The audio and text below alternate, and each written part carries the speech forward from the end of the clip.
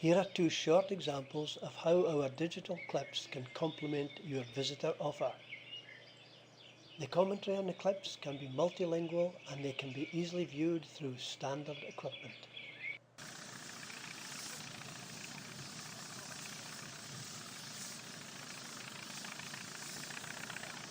Steam ploughing took place mainly in lowland Scotland, where the ground was level and free from big stones.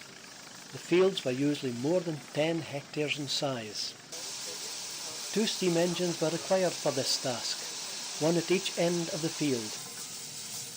The power for pulling the plough was transferred to the steam engine's winch, which was hung underneath the boiler.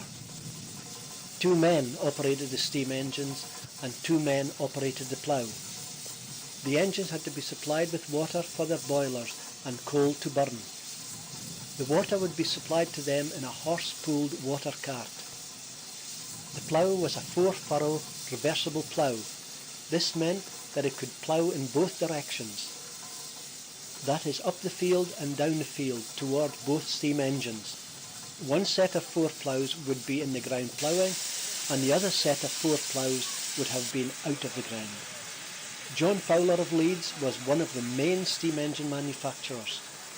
The cost of a new steam engine in the 1900s would have been around £100. Today, as a collector's item, they can fetch between £50 and £100,000. The engine at the top of the field would blow its whistle to tell the other engine at the bottom of the field to tighten the steel rope. This would lift up the part of the plough that had been in the ground ploughing and enable the other part of the plough to drop down onto the ground, ready for its 4 ploughs to start ploughing when the other engine started pulling on the wire rope. The men would now be on the other side of the plough and the engine would start to pull. The men on the plough would steer the plough for a straight furrow. The steam engine that was not pulling would move over the unploughed field to be in place to pull the ploughs towards it again.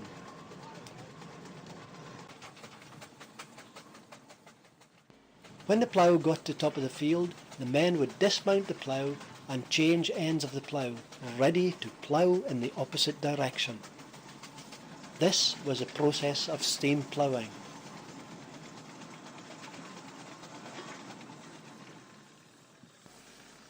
This type of ploughing by steam engine was eventually succeeded when tractors were progressively introduced from the 1930s onwards.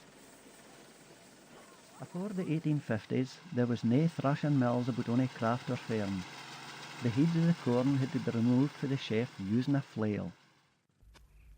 This was a joiner-made hand tool.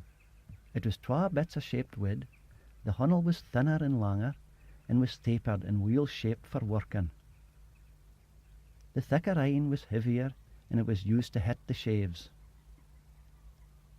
The 2 bits were joined with a thick bit of leather, tied with a beat pint made by the local suitor. The sheaves of corn were loused and placed on top of an awl sheet. This was to catch the heads of grain. During the winter this was done in the barn. Half a dozen sheaves were spread out like this, and they were hit with the shorter, thicker end of the flail.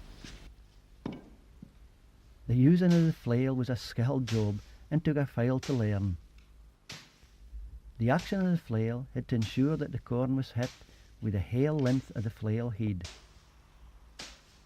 The pile of sheaves were moved so that they all got hit with the flail to remove their heads. It took about a quarter an hour to desack sheaves. This shocking and hitting of the sheaf took off the heads and just left the stray. Here we see a bit of the sheaf that has nae been flailed, it is all the heads on, and a bit of the sheaf that has been flailed, with all the heads off. You can fairly see if it flailed is. The heads of corn in the sheet had a lot of calf in it. This had to be taken out with the grain afore it could be used.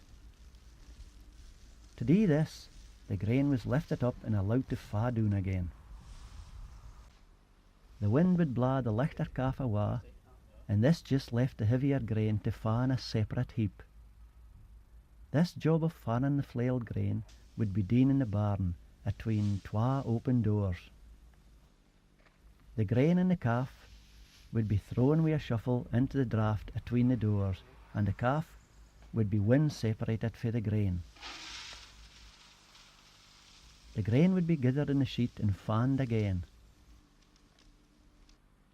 It would be collected into a pail, and the dressed corn would be used as necessary.